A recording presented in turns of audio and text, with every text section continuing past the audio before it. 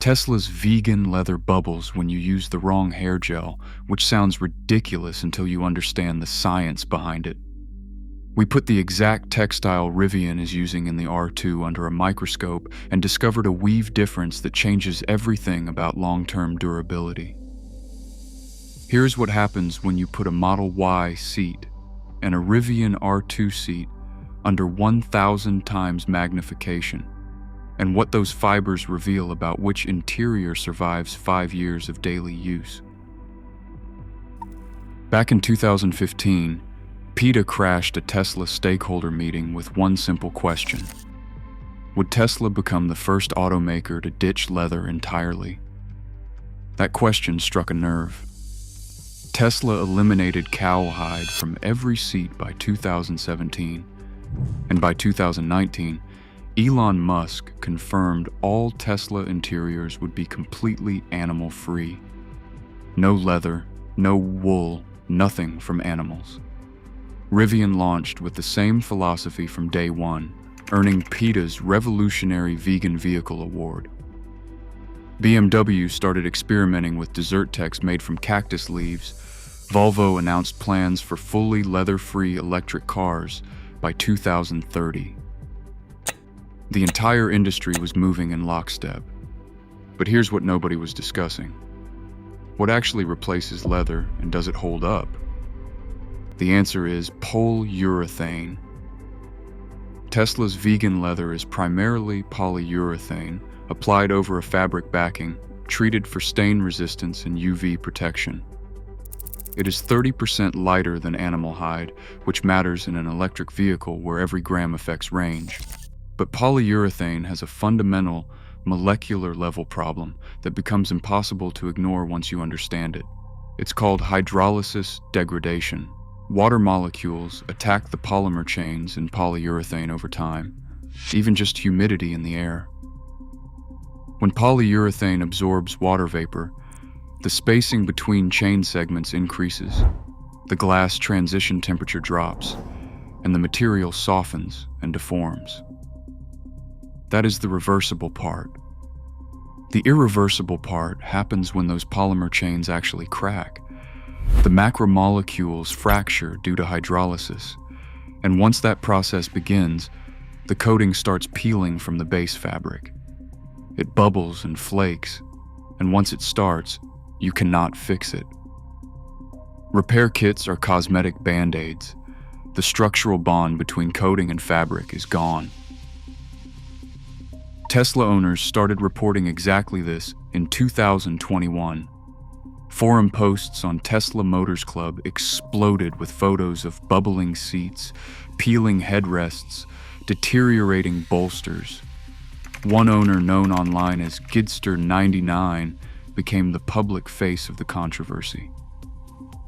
Tesla's response was remarkable. They blamed the owners. Officially, Tesla stated the seat material could react poorly with anything from lotions, sunscreen, hairsprays or gels, hand sanitizers, e-cigarette liquid, cleaning products, even swimming pool chlorine. The damage was not a manufacturing defect and was not covered under warranty.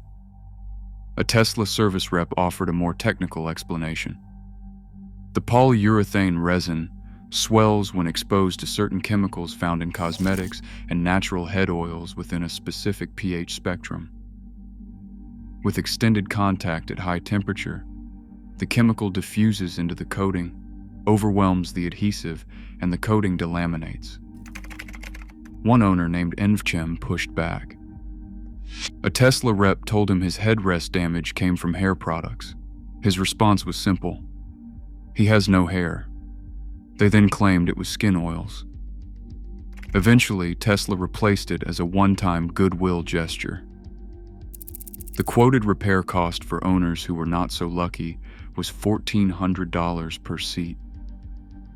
The situation got so bad that UK media reported Teslas being retrofitted with genuine leather after purchase.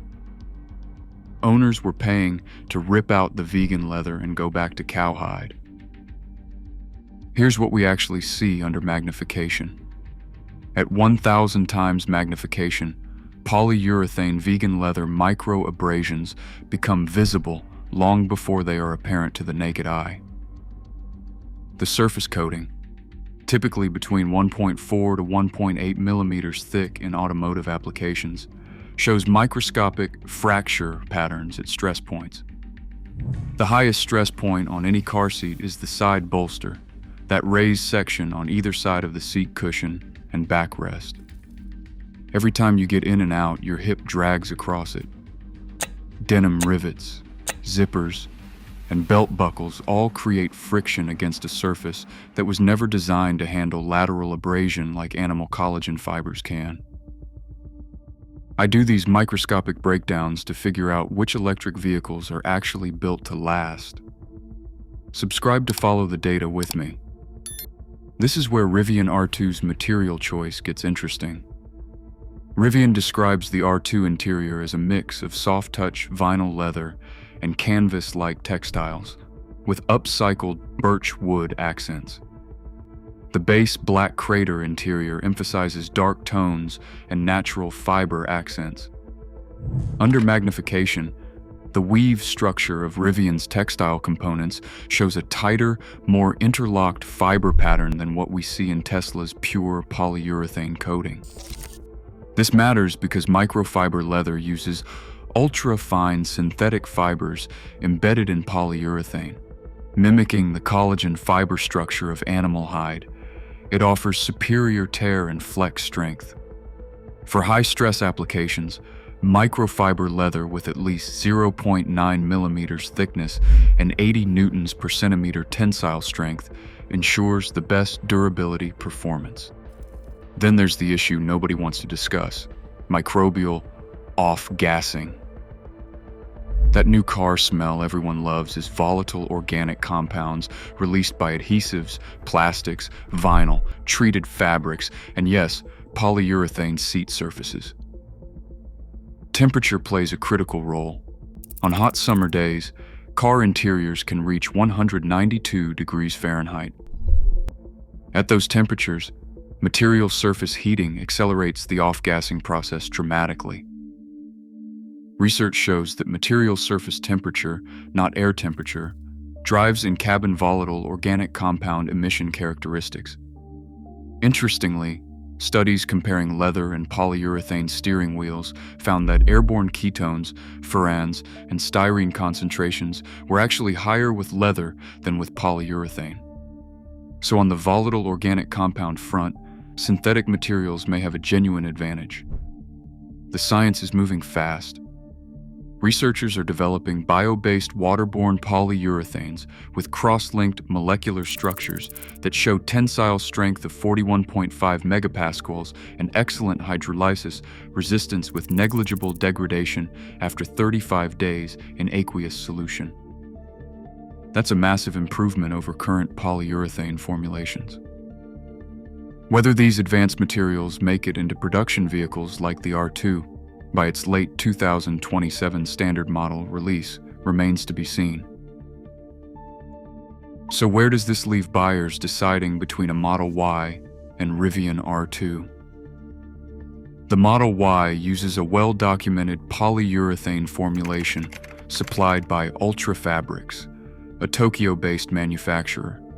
Its president, Noboru Yoshimura, said their strategy of premium synthetic leather is in line with the times.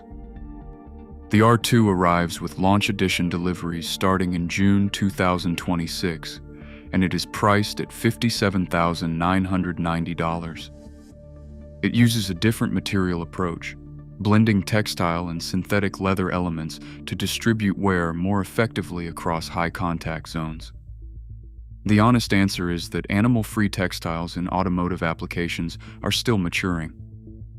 Industry data suggests synthetic leather typically lasts 3 to 5 years compared to genuine leather's 10-plus year lifespan.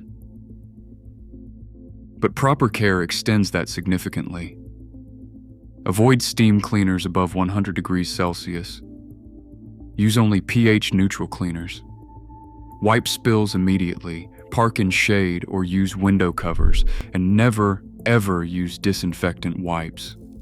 The alcohol strips the material's oils and accelerates bubble formation. What the microscope reveals is what marketing never will.